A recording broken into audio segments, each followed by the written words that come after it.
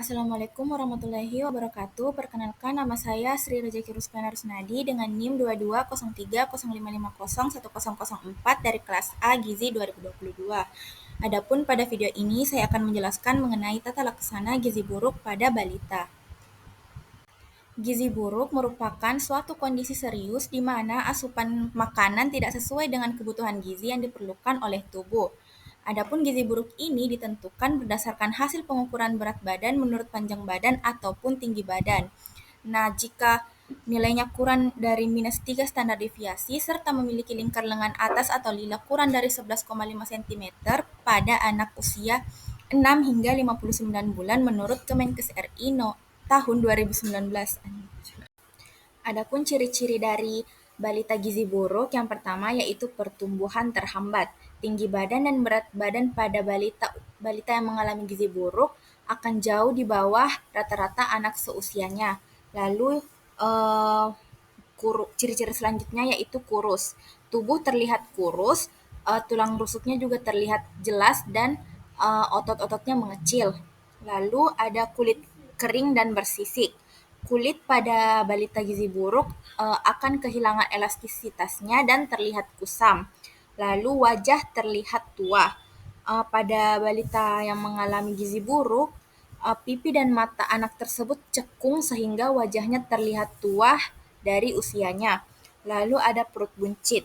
Pada beberapa kasus, perut dapat mengalami buncit akibat adanya pembengkakan organ dalam. Dan yang terakhir yaitu pembesaran kelenjar gondok. Pada balita yang mengalami gizi buruk, seringkali terjadi kekurangan yodium yang menyebabkan terjadinya pembengkakan pada kelenjar gondok. Selanjutnya yaitu 4 fase pada perawatan dan pengobatan gizi buruk pada balita. Fase yang pertama yaitu fase stabilisasi. Pada fase ini merupakan fase awal perawatan. Umumnya berlangsung 1-2 hari, tetapi dapat berlanjut sampai 1 minggu sesuai dengan kondisi klinis dari anak tersebut. Nah, pemantauan dilakukan dengan mencatat tanda-tanda vital seperti denyut nadi, frekuensi pernafasan, suhu badan. Nah, tanda-tanda bahaya dan derajat edema juga diperiksa, asupan formula, frekuensi defekasi, konsistensi feses, volume urin, dan juga berat badan. Fase yang kedua yaitu fase transisi. Fase ini merupakan fase pemberian makanan untuk tumbuh kejar. Fase ini merupakan masa peralihan dari fase stabilisasi ke fase rehabilitasi, dan pemantauan pada fase transisi ini sama seperti pada fase stabilisasi. Tujuan pada fase transisi ini adalah untuk memberi kesempatan tubuh untuk beradaptasi terhadap pemberian energi dan protein yang semakin meningkat. Fase yang ketiga yaitu fase rehabilitasi. Fase ini juga merupakan fase pemberian makanan untuk tumbuh kejar. Fase ini dapat diberikan di layanan rawat jalan maupun rawat inap yang umumnya berlangsung selama 2 hingga 4 minggu. Pemantauan pada fase rehabilitasi ini dilakukan dengan mencatat asupan formula dan kenaikan berat badan, dan juga kemajuan terapi dinilai dari kenaikan berat badan setelah fase transisi dan adanya pemberian F100 dan RUTF. Fase yang terakhir yaitu fase tindak lanjut. Fase ini merupakan lanjutan pemberian makanan untuk tumbuh kejar, di mana pemberian makanan keluarga dan pemberian makanan tambahan pemulihan atau PMTP dilakukan pada fase ini. Selanjutnya yaitu 10 langkah tata laksana gizi buruk pada balita di layanan rawat jalan. Berikut merupakan tabel 10 langkah tata laksana gizi buruk pada balita di layanan rawat jalan. Untuk penjelasan lebih lanjutnya akan disampaikan di slide berikutnya. Langkah yang pertama yaitu mencegah dan mengatasi terjadinya hipoglikemia. Semua balita gizi buruk berisiko mengalami hipoglikemia. Kadar gula darah kurang dari 3 milimol per liter atau kurang dari 54 mg per desiliter. Semua anak gizi buruk dianggap menderita hipoglikemia jika fasilitas setempat tidak memungkinkan untuk diadakannya pemeriksaan kadar gula darah. Nah, jika mengalami hipoglikemia, haruslah segera ditangani dengan memberikan 50 ml larutan glukosa 10% atau setara dengan 1 sendok teh muncung gula pasir dalam 50 ml air secara oral.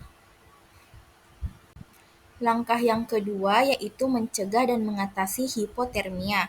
Hipotermia sering ditemukan pada bayi gizi buruk dan suhu aksilarnya yaitu kurang dari 36 derajat Celcius.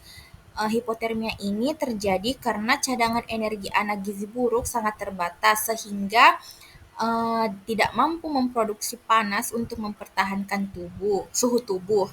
Nah, cara mencegah dan mengatasi hipotermia ini yaitu dengan cara menghangatkan tubuh balita dengan menutup seluruh tubuh termasuk kepala dengan pakaian dan selimut yang tebal. Langkah yang ketiga yaitu mencegah dan mengatasi dehidrasi. Diagnosis dan derajat dehidrasi pada balita gizi buruk sulit ditegakkan secara akurat dengan tanda ataupun gejala klinis saja. Nah, semua balita gizi buruk dengan diare atau penurunan jumlah urin dianggap mengalami dehidrasi. Pada dehidrasi ringan ataupun sedang, tetap diupayakan memberikan terapi rehidrasi oral. Apabila tidak mungkin secara oral, cairan akan diberikan melalui pipa nasogastik sampai anak tersebut dapat minum. Nah, gunakan juga larutan oralit standar yang telah dimodifikasi dengan mengurangi natrium dan menambahkan kalium, yaitu menggunakan Rehydration Solution for Malnutrition atau Risomal. Adapun langkah yang keempat yaitu memperbaiki gangguan keseimbangan elektrolit pada balita gizi buruk. Nah, pada anak gizi buruk terjadi gangguan keseimbangan cairan maupun elektrolit dan mineral. Nah, maka diberikan mineral mix yang ditambahkan ke dalam formula WHO yaitu formula 75 dan formula 100 dan juga Risomal. Nah, tubuh anak gizi buruk ini relatif mengandung kadar natrium yang lebih tinggi namun kalium yang lebih rendah dibandingkan anak normal. Nah, sehingga pemberian cairannya itu tidak boleh mengandung natrium yang tinggi dan harus menambahkan tambahan kalium. Adapun untuk tata laksananya yaitu yang pertama, untuk mengatasi gangguan elektrolit diberikan kalium yang sudah terkandung di dalam larutan mineral mix yang ditambahkan ke dalam F100, F75 ataupun Risomal. Nah, yang kedua yaitu gunakan larutan Risomal untuk rehidrasi. Langkah yang kelima yaitu mengobati infeksi. Semua balita gizi buruk dianggap menderita infeksi pada saat datang ke fasilitas kesehatan dan harus segera diberi antibiotik. Sering juga tidak ditemukan tanda maupun gejala infeksi bakteri seperti demam. Nah, balita gizi buruk seringkali menderita berbagai jenis infeksi. Hipoglikemia dan hipotermia seringkali digunakan sebagai tanda adanya infeksi berat pada balita gizi buruk.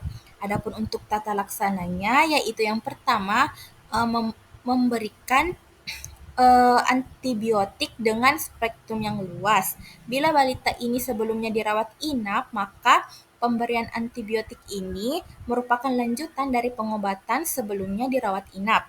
Yang kedua yaitu imunisasi campak jika balita berusia lebih dari atau sama dengan 6 bulan dan belum pernah diimunisasi atau mendapatkan imunisasi campak sebelum usia 9 bulan. Nah, imunisasi ini ditunda bila balita dalam keadaan shock. Yang langkah keenam yaitu memperbaiki kekurangan zat gizi mikro. Semua anak gizi buruk ataupun balita gizi buruk mengalami defisiensi vitamin maupun mineral. Defisiensi yang paling sering terjadi pada balita gizi buruk yaitu defisiensi zat besi. Nah, zat besi ini baru diberikan setelah anak mempunyai nafsu makan yang baik dan mulai adanya pertambahan berat badan. Nah, zat besi ini dapat memperberat infeksi jika diberikan terlalu dini. Bila balita gizi buruk mendapatkan RUTF, yaitu komposisi sesuai dengan rekomendasi WHO, maka tidak perlu lagi diberikan suplementasi zat gizi mikro lagi, kecuali ditemukan adanya tanda-tanda klinis seperti kekurangan vitamin A. Langkah yang ketujuh yaitu memberikan makanan untuk fase stabilisasi dan transisi. Nah, untuk fase ini diberikan untuk anak gizi buruk di layanan rawat inap. Kemudian langkah yang kedelapan yaitu memberikan makanan untuk tumbuh kejar. Pada fase rehabilitasi terjadi reptesi atau pemulihan jaringan tubuh sehingga diperlukan energi dan protein yang cukup. Energi ataupun protein yang diberikan yaitu 150 hingga 220 kilokalori per kilogram berat badan per hari, dan protein yaitu sebanyak 4 hingga 6 gram per kilogram berat badan per hari. Terapi gizi yang diberikan dapat berupa F100 ataupun RUTF yang secara bertahap ditambah dengan makanan padat gizi. Langkah yang kesembilan yaitu memberikan stimulasi untuk tumbuh kembang balita. Nah, pada anak gizi buruk terjadi keterlambatan perkembangan mental maupun perilaku. Keterlibatan keluarga, terutama ibu, sangat diperlukan dalam memberikan stimulasi untuk tumbuh kembang anak. Nah, perlu diberikan petunjuk kepada orang tua dan keluarga untuk memberikan stimulasi perkembangan. Stimulasi terstruktur dilakukan secara insentif selama setiap hari sekitar 15 hingga 30 menit.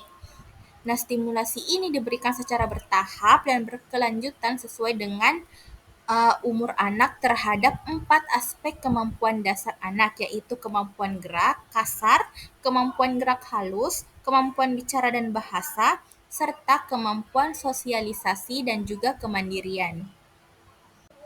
Adapun langkah terakhir yaitu mempersiapkan untuk tindak lanjut di rumah. Adapun kriteria balita yang sembuh dari gizi buruk yaitu apabila berat badan menurut tinggi badan ataupun berat badan menurut panjang badannya yaitu berada di atas -2 standar deviasi, dan atau ukuran lilanya itu sama dengan atau di atas 12,5 cm dan tidak ada piting edema bilateral. Persiapan untuk tindak lanjut di rumah dapat dilakukan sejak anak ini dirawat inap, misalnya dengan melibatkan ibu dalam kegiatan merawat anaknya. Dianjurkan juga untuk melengkapi imunisasi dasar ataupun ulangan sesuai program PPI, yaitu program pengembangan imunisasi. Jika balita keluar dari layanan rawat inap setelah sembuh sesuai kriteria yang tadi, maka dianjurkan untuk kontrol setelah pulang yaitu satu kali seminggu pada bulan pertama, kemudian 1 kali per 2 minggu pada bulan kedua, selanjutnya 1 kali per bulan hingga 6 bulan ataupun lebih.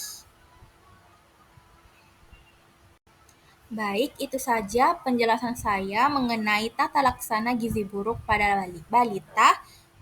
Kurang dan lebihnya mohon dimaafkan. Wassalamualaikum warahmatullahi wabarakatuh.